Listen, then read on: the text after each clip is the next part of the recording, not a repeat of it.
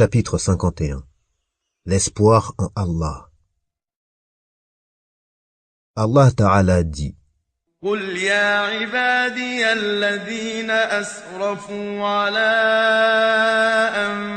أنفسهم لا تقنطوا من رحمة الله إن الله يغفر الذنوب جميعا إنه هو الغفور الرحيم.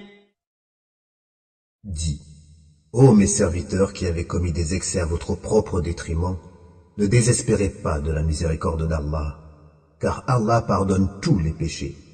Oui, c'est lui le clément, le très miséricordieux. Sourate 39, verset 53. Saurions-nous sanctionner un autre que le mécréant? Sourate 34, verset 17. Il nous a été révélé que le châtiment est pour celui qui refuse d'avoir foi et qui tourne le dos. Sourate 20, verset 48. Et ma miséricorde embrasse toutes choses. Sourate 7, verset 156. 412.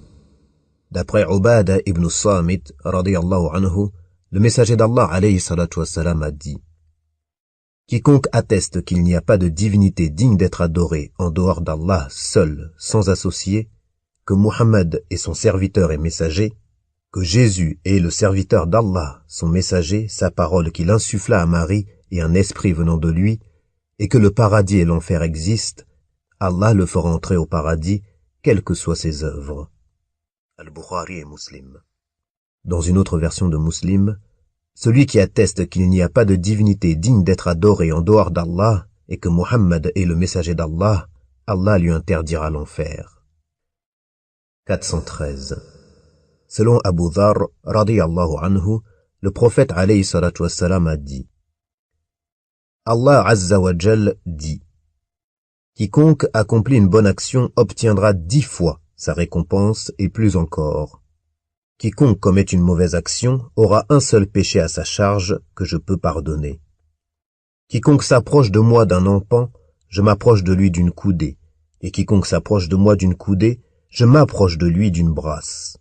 Quiconque se dirige vers moi en marchant, je me dirige vers lui avec empressement. Et quiconque me rencontre après la mort avec le contenu de la terre comme péché, mais sans rien m'associer, je l'accueille avec son contenu en pardon. Muslim. 414. Selon Jabir, radiyallahu anhu, un bédouin se rendit auprès du prophète, alayhi salatu wassalam, et lui dit: Ô messager d'Allah, qu'est-ce qui fait entrer au paradis ou en enfer? Il, alayhi salatu wassalam, répondit: Quiconque meurt sans rien associer à Allah entrera au paradis, et quiconque meurt en lui associant une autre divinité ira en enfer. Muslim. 415.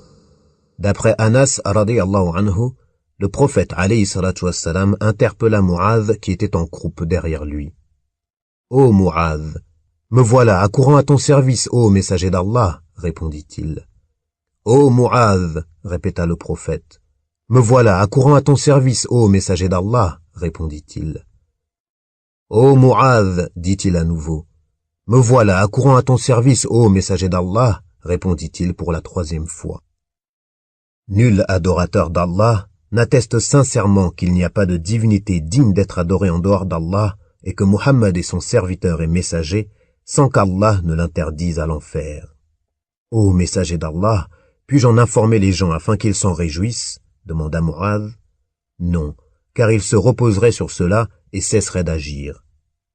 Peu avant sa mort, Mu'adh annonça cette bonne nouvelle de crainte de commettre un péché pour avoir dissimulé un savoir religieux. Al-Bukhari et Muslim. 416.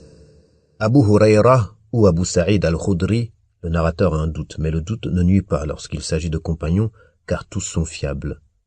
Rapporte: Au cours de la bataille de Tabouk, les gens ont souffert de la faim.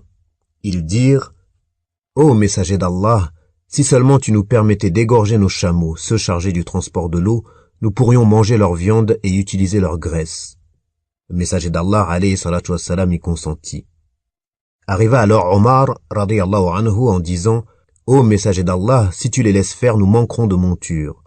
Demande-leur plutôt d'apporter le reste de leurs provisions et implore Allah de le bénir, peut-être qu'il y fera descendre sa bénédiction. Le messager d'Allah, alayhi salatu wassalam, accepta. Il demanda qu'on apporte un tapis en cuir qu'il étala et sur lequel il fit poser le reste des provisions. L'un d'eux apporta une poignée de maïs, un autre une poignée de dattes, un autre encore un morceau de pain, ce qui au final ne donna qu'un petit tas de nourriture. Le messager d'Allah implora alors la bénédiction d'Allah, puis leur dit « Remplissez vos sacs de provisions ». Ils se mirent alors à les remplir jusqu'à ce que tous les sacs du camp soient pleins. Ils mangèrent à leur faim et malgré cela, il en resta encore. Le messager d'Allah, alayhi salatu wassalam, dit « J'atteste qu'il n'y a pas de divinité digne d'être adorée en dehors d'Allah et que je suis le messager d'Allah. Quiconque rencontre Allah sans douter de cela ne peut se voir interdire l'accès au paradis. » Muslim. 417. Itban ibn Malik, radiyallahu anhu, l'un des participants à la bataille de Badr, rapporte. J'étais celui qui dirigeait la prière en commun dans mon clan, les Bani Salim. Sur mon chemin vers la mosquée se trouvait un oued qu'il m'était pénible de traverser par temps de pluie. J'allais trouver le messager d'Allah, alayhi salatu wassalam, en lui disant « Ma vue s'est affaiblie, et quand il pleut, l'eau ruisselle dans l'oued qui me sépare de mon clan, me rendant sa traversée difficile. J'aimerais que tu viennes chez moi prier à un endroit qui deviendrait mon lieu de prière. » Le messager d'Allah, alayhi salatu wassalam, accepta. Le lendemain matin, lorsque le soleil fut bien haut dans le ciel, il se présenta chez moi accompagné d'Abu Bakr et demanda la permission d'entrer. Je la lui accordai. Avant même de s'asseoir, il demanda « Où veux-tu que je prie ?» Je lui indiquai l'endroit. Le messager d'Allah, alayhi salatu wassalam, se tint debout et prononça le takbir, Allahu Akbar. Nous nous alignâmes derrière lui. Il pria 2 raka'at, puis prononça le taslim, salutation qui marque la fin de la prière, ce que nous fîmes à notre tour. Je l'invitai à manger une khazira, mélange de semoule et de graisse, qu'on lui préparait. Les gens du quartier, informés de la présence du messager d'Allah, alayhi salatu wassalam, se rassemblèrent en nombre chez moi.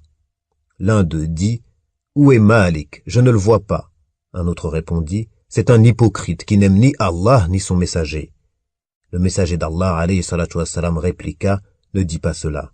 Ne sais-tu pas qu'il a dit, il n'y a pas de divinité digne d'adoration en dehors d'Allah, recherchant en cela le visage d'Allah ta'ala » L'homme répondit, « Allah et son messager le savent mieux. Quant à nous, par Allah, nous ne le voyons montrer son affection et ne parler qu'aux hypocrites. » Le messager d'Allah, alayhi salatu wassalam, dit alors, Allah interdit à l'enfer celui qui dit « Il n'y a pas de divinité digne d'adoration en dehors d'Allah, recherchant en cela le visage d'Allah. » Al-Bukhari et Muslim. 418. Omar ibn al-Khattab, radiyallahu anhu, rapporte. Le messager d'Allah, alayhi salatu wassalam, arriva avec un groupe de captifs. Soudain, une captive se mit à la recherche de quelque chose. Elle trouva finalement un enfant au milieu des captifs qu'elle prit dans ses bras, puis allaita. Voyant cela, le messager d'Allah, alayhi salatu wassalam, dit « Est-ce que vous pourriez imaginer cette femme en train de jeter son enfant dans le feu ?» Nous répondîmes « Non, par Allah !» Il, alayhi salatu wassalam, dit « Certes, Allah est plus miséricordieux envers ses créatures que cette femme envers son enfant. » Al-Bukhari et Muslim. 419. D'après Abu Huraira, radiyallahu anhu, le messager d'Allah, alayhi salatu wassalam, a dit « Lorsque Allah créa la création, il écrivit dans un livre qui se trouve auprès de lui au-dessus du trône « Ma miséricorde l'emporte sur ma colère ». Dans une autre version, « l'a emporté sur ma colère ». Dans une autre version encore, « a devancé ma colère ». Al-Bukhari et Muslim. 420. Abu Huraira, radiyallahu anhu, rapporte qu'il a entendu le messager d'Allah, alayhi salatu wassalam, dire « Allah a divisé la miséricorde en 100 parties.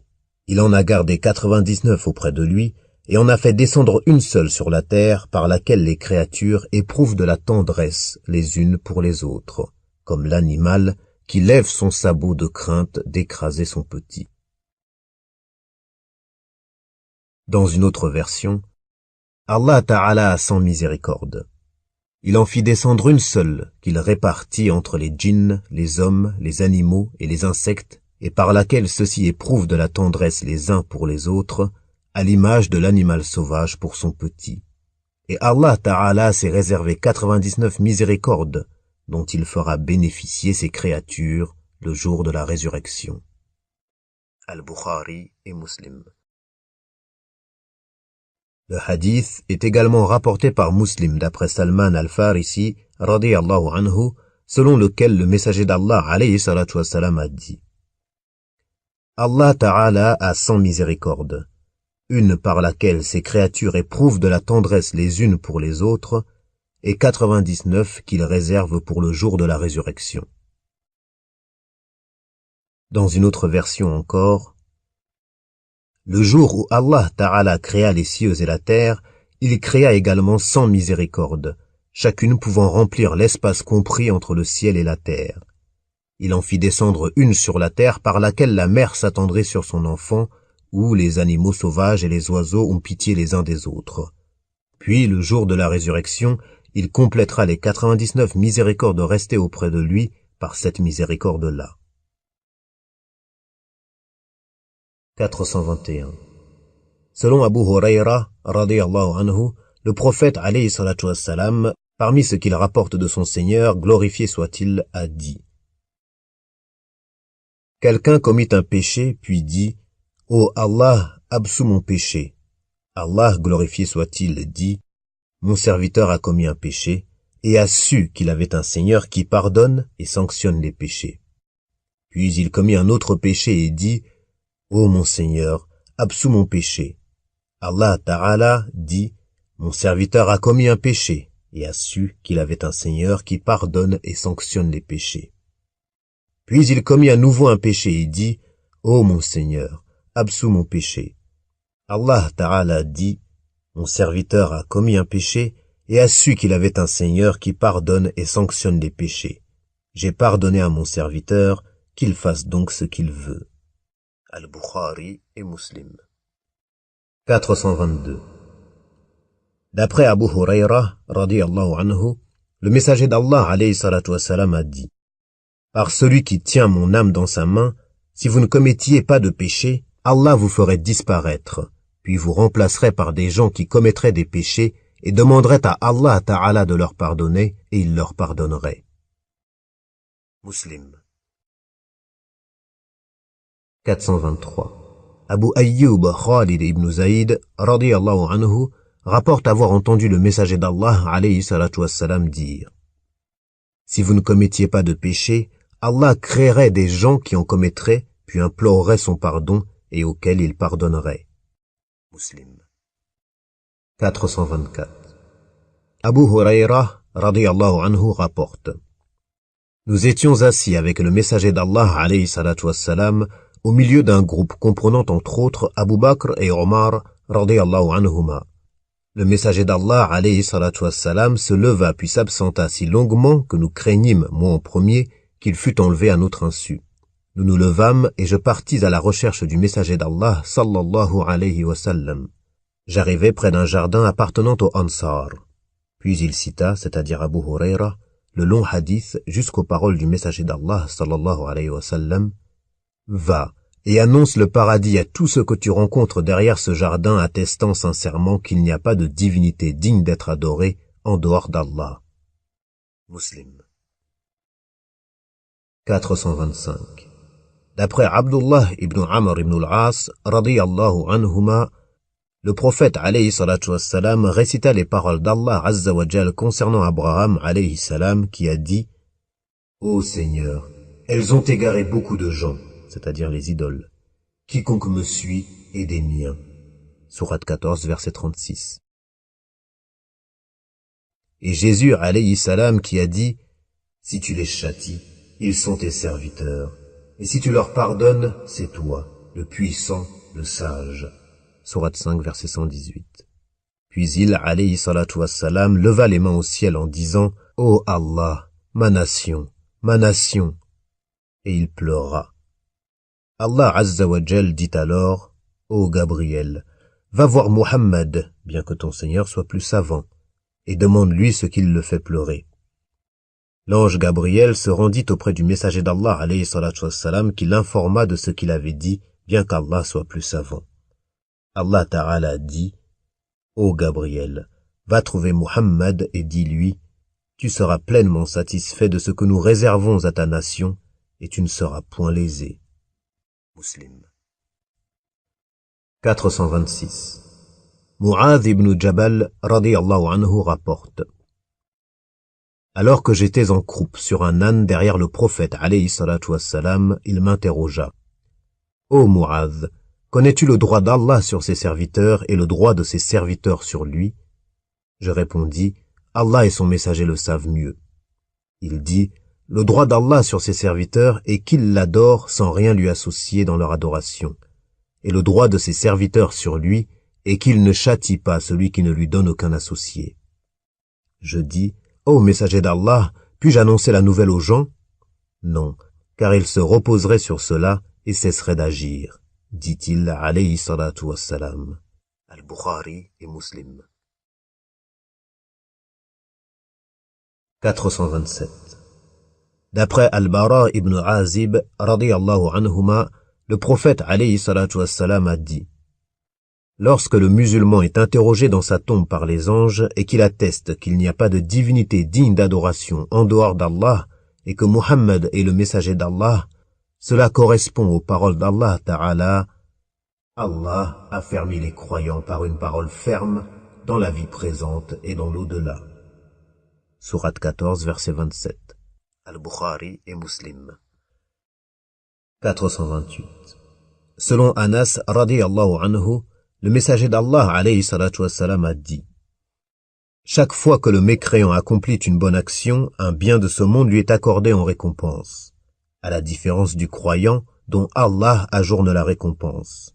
Il la lui attribue dans l'au-delà tout en lui octroyant sa subsistance ici-bas en récompense de son acte d'obéissance. Dans une autre version, Allah n'est nullement injuste envers le croyant, lui accordant un bien de ce monde en rétribution de sa bonne action et l'en récompensant par ailleurs dans l'au-delà. Quant au mécréant, il obtiendra son salaire ici-bas pour chaque bonne action accomplie pour Allah Ta'ala, si bien qu'il ne lui restera dans l'au-delà aucune bonne action pour laquelle il puisse être récompensé. Muslim. 429. D'après Jabir, radiyallahu anhu, le messager d'Allah alayhi salatu wassalam a dit: les 5 prières quotidiennes sont à l'image d'une rivière coulant à flot devant la porte de l'un d'entre vous et dans laquelle il se lave 5 fois par jour. Muslim. 430. Ibn Abbas radiyallahu anhuma rapporte qu'il a entendu le messager d'Allah alayhi salatu wassalam dire: il n'y a pas un groupe d'au moins 40 hommes n'associant rien à Allah dans leur adoration qui ne prie sur la dépouille d'un musulman sans qu'Allah accepte leur intercession en sa faveur en lui pardonnant. Muslim. 431. Ibn Mas'ud radiyallahu anhu rapporte: nous étions une 40aine de personnes sous une tente avec le messager d'Allah alayhi salatu wassalam lorsqu'il nous demanda: seriez-vous, c'est-à-dire les musulmans, satisfaits de constituer le quart des habitants du paradis? Nous dîmes oui. Il dit alors: seriez-vous satisfaits de constituer le tiers des habitants du paradis? Nous répondîmes à nouveau oui. Il dit: par celui qui tient l'âme de Muhammad dans sa main, j'espère que vous formerez la moitié des habitants du paradis, car seule une âme soumise à Allah pourra y entrer. Et vous n'êtes au milieu des polythéistes que comme un poil blanc sur la peau d'un bœuf noir ou un poil noir sur la peau d'un bœuf roux. Al-Bukhari et Muslim. 432. D'après Abu Musa al-Ash'ari, radiyallahu anhu, le messager d'Allah alayhi salatu wassalam a dit: le jour de la résurrection, Allah poussera vers chaque musulman un juif ou un chrétien et dira: celui-ci est ton rachat de l'enfer. Dans une autre version d'Abu Musa al-Ash'ari, le prophète a dit, alayhi salatu wassalam, « Le jour de la résurrection, des musulmans viendront chargés de péchés de la taille des montagnes, mais qu'Allah leur effacera. » Muslim. L'expression « Allah poussera vers chaque musulman un juif ou un chrétien et dira « Celui-ci est ton rachat de l'enfer » a le même sens que le hadith rapporté par Abu Huraira radiyallahu anhu, à chacun est assigné une place au paradis et en enfer. Lorsqu'un croyant entre au paradis, un mécréant pour ne pas avoir cru en Allah prend sa place en enfer. Quant au mot rachat, il signifie qu'il, c'est-à-dire le croyant, était susceptible d'entrer en enfer, mais que celui-ci, le mécréant, l'en a affranchi, car Allah a destiné à l'enfer un nombre déterminé de damnés pour le remplir.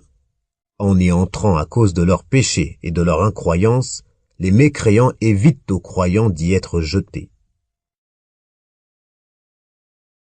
433. Ibn Omar, radiyallahu anhuma, rapporte qu'il a entendu le messager d'Allah, alayhi salatu wassalam, dire « Le jour de la résurrection, on approchera le croyant de son Seigneur si bien qu'il sera sous sa protection, enveloppé de sa miséricorde. Allah lui fera avouer ses péchés en lui disant « Reconnais-tu tel et tel péché ?» Il dira « Seigneur, je les reconnais. » Allah dira alors « Je les avais dissimulés dans le bas monde et je te les efface aujourd'hui. » On lui tendra alors le livre de ses bonnes actions. Al-Bukhari et Muslim. 434. D'après Ibn Mas'ud, radiyallahu anhu, un homme embrassa une femme, puis en informa le prophète, alayhi salatu wassalam. Allah Ta'ala révéla alors ce verset. Et accomplit la salat aux deux extrémités du jour et à certaines heures de la nuit. Les bonnes œuvres dissipent les mauvaises. Sourate 11, verset 114. L'homme demanda alors, cela s'applique-t-il à moi seul, ô messager d'Allah? Il, alayhi salatu wassalam, répondit, non, mais à l'ensemble de ma nation. Al-Bukhari et Muslim. 435. Selon Anas, radiyallahu anhu, un homme se rendit auprès du prophète, alayhi salatu wassalam, et lui dit, ô messager d'Allah, j'ai transgressé l'un des hadd, l'une des lois d'Allah. Applique-moi la sentence imposée par le livre d'Allah. As-tu prié avec nous? Demanda-t-il, alayhi salatu wassalam. Oui, dit-il. Tu as alors été pardonné, conclut-il, sallallahu alayhi wa sallam. Al-Bukhari et Muslim. 436. D'après Anas, radiyallahu anhu, le messager d'Allah, alayhi salatu wassalam, a dit: Allah est satisfait de son adorateur qui, lorsqu'il prend un repas ou boit quelque chose, loue Allah pour avoir mangé et bu. Muslim. 437. D'après Abu Moussa, radiyallahu anhu, le prophète alayhi salatu wassalam a dit: Allah Ta'ala tend sa main la nuit aux pécheurs du jour pour qu'ils se repentent, et il tend sa main le jour aux pécheurs de la nuit pour qu'ils se repentent, et ceci jusqu'au jour où le soleil se lèvera à l'ouest, à la fin du monde. Muslim. 438. Abu Najih Amr ibn Abasa as-Salami, radiyallahu anhu, rapporte: Je pensais, et ce même avant l'islam dans la Jahiliya, que les gens étaient égarés, et que leur adoration des idoles était sans fondement. J'entendis ensuite parler d'un homme à la Mecque qui enseignait aux gens. J'enfourchai alors ma monture et me dirigeai vers lui. C'était le messager d'Allah, alayhi salatu wassalam. Il agissait en secret car les siens le persécutaient. Je me rendis discrètement chez lui à la Mecque et l'interrogeai. « Qui es-tu » ? « Un prophète, répondit-il. « Qu'est-ce qu'un prophète » dis-je. « Allah m'a envoyé, expliqua-t-il. « Avec quel message ? Avec l'ordre de respecter les liens du sang, de briser les idoles et d'adorer Allah seul, sans rien lui associer. Qui te suit en cela ? Un homme libre et un esclave, dit-il. À cette époque, seul Abu Bakr et Bilal le suivaient. Je veux te suivre, dis-je. Tu ne peux pas aujourd'hui. Ne vois-tu pas ma situation par rapport aux gens ? Retourne pour le moment chez les tiens, puis lorsque tu entendras que j'ai pris le dessus, viens me voir. Amr poursuivit.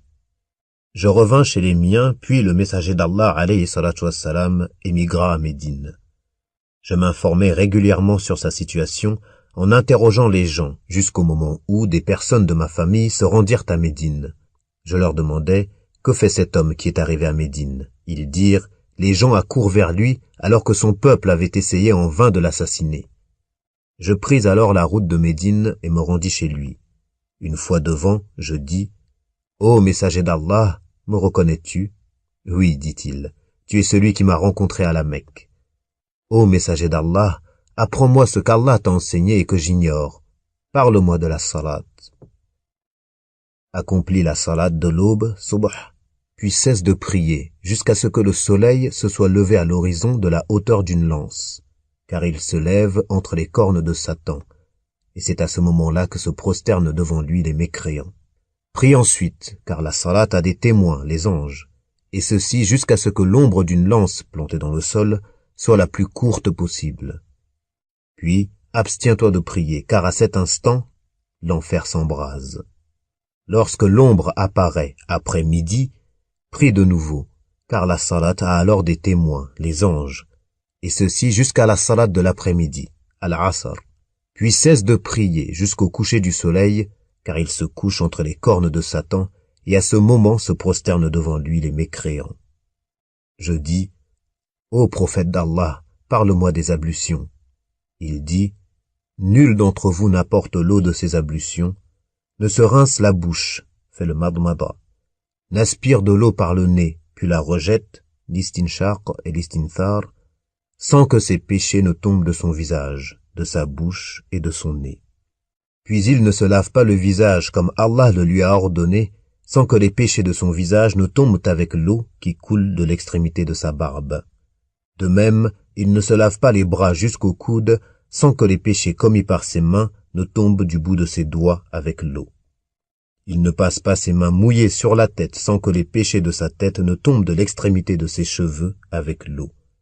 Et il ne se lave pas les pieds jusqu'aux chevilles, sans que les péchés de ses pieds ne tombent du bout de ses orteils avec l'eau. Puis il ne se tient pas en prière, louant Allah Ta'ala et le glorifiant comme il le mérite, le cœur entièrement consacré à lui, sans que ses péchés ne tombent. Il devient alors aussi pur qu'à sa naissance. Lorsque Amr ibn Abasa rapporta ce hadith à Abu Umama, le compagnon du messager d'Allah, ce dernier lui dit, « Ô Amr ibn Abasa, es-tu sûr de ce que tu avances? On obtient tout cela en une seule fois ?»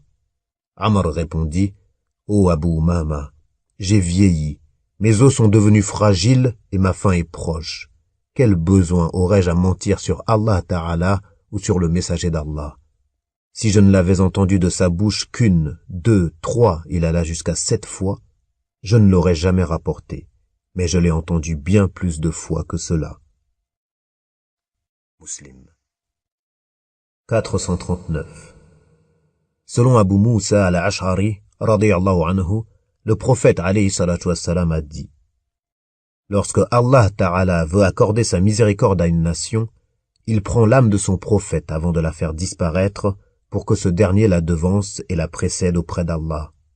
Par contre, lorsqu'il veut la ruine d'une nation, il la châtie et la fait périr du vivant de son prophète pour qu'il se réjouisse de l'anéantissement de ceux qui l'ont traité de menteur et lui ont désobéi. Muslim.